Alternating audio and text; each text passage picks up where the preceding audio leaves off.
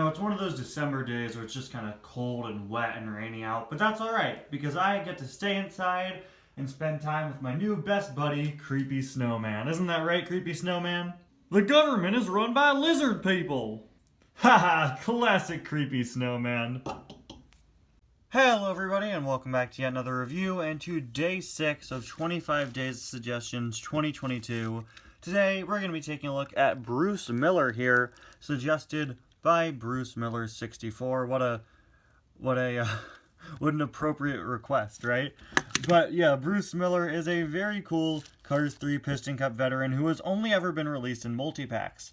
All of which have been Amazon exclusive, I believe. His first pack, which came with him, released in 2017. Then he was re-released in this pack in 2018. That's how I got him, the Dan Garcia 10-pack. And he's actually since returned in another 10-pack, which was released in 2020 and reissued in 2021. This guy is pretty rare just because, again, he's only really sold in online multi-packs. Although Mattel has messed up on, I believe, more than one occasion now and confusing him with Cars 1 racer Winford Bradford Rutherford. Both times they did that, though, they released Winford, not Bruce. So Bruce is really deserving of a single release. And the funny thing is, I've actually only ever reviewed Bruce once, which was when I reviewed that 10-pack all the way back in 2018. So this review really is a long time coming. Anyway, of course, before we review them, we've got to open up today in the Mini Racers Advent Calendar. Day 6 should be, there it is. Saw it earlier, it's right here. And I believe, just from the shape of that, I'm betting you it's going to be another Mini today. And I assume it's going to be Mater, right? Oh, no way! No way! Oh, it's Sally! Wow! Her face is kind of ugly, but wow! Oh, that's so great. I'm a little disappointed that one of these days is going to be Mater now, because, you know, he's been in both of the other Advent Calendars, but oh, that's so great. I love that. Wow. You know, I thought Sally was going to be metallic, just going off the box art, but she is not. She's just your standard blue color, and oh, she looks great. I love it. Not the biggest fan of the expression. I feel like the rim around the eyes here is a bit too thick.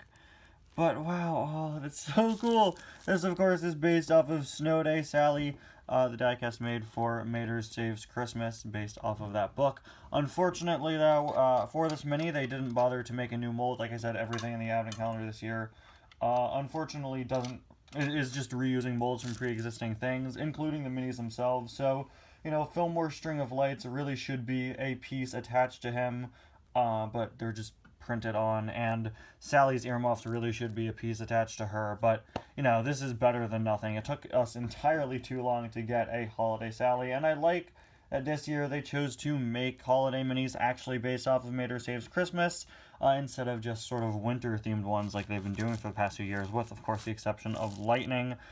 She still does have fully white wheels. It's something that all of them have, or rather just white tires, which I don't know if she's supposed to be wearing white tires or if it's supposed to be that she's driving in snow. Either way, I think it looks a heck of a lot better than a certain group of cars that we've all recently become familiar with. On the side, we have this very nice sort of snowflake sparkle design. Look at all those intricately detailed, carified snowflakes.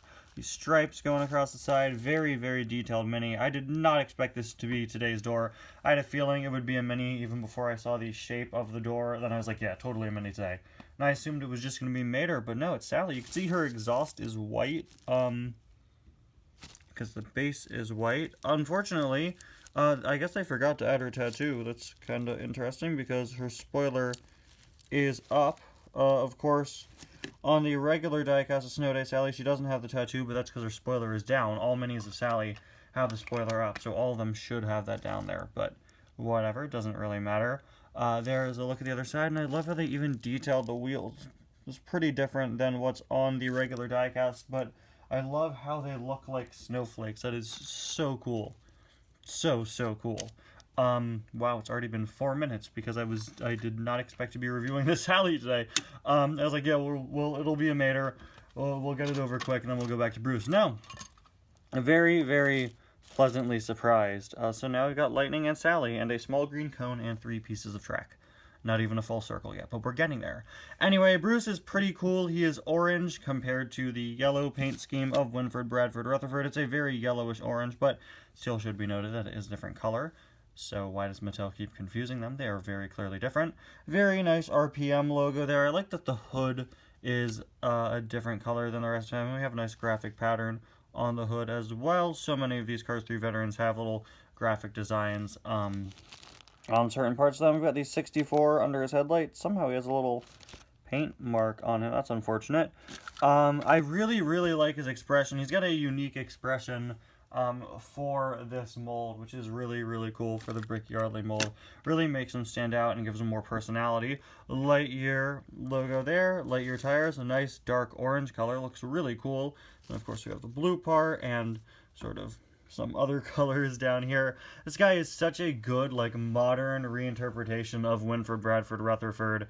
He basically just takes everything that was on Winford and just modernizes them all, and I think he works really, really well. I think he's a pretty underrated Cars 3 veteran.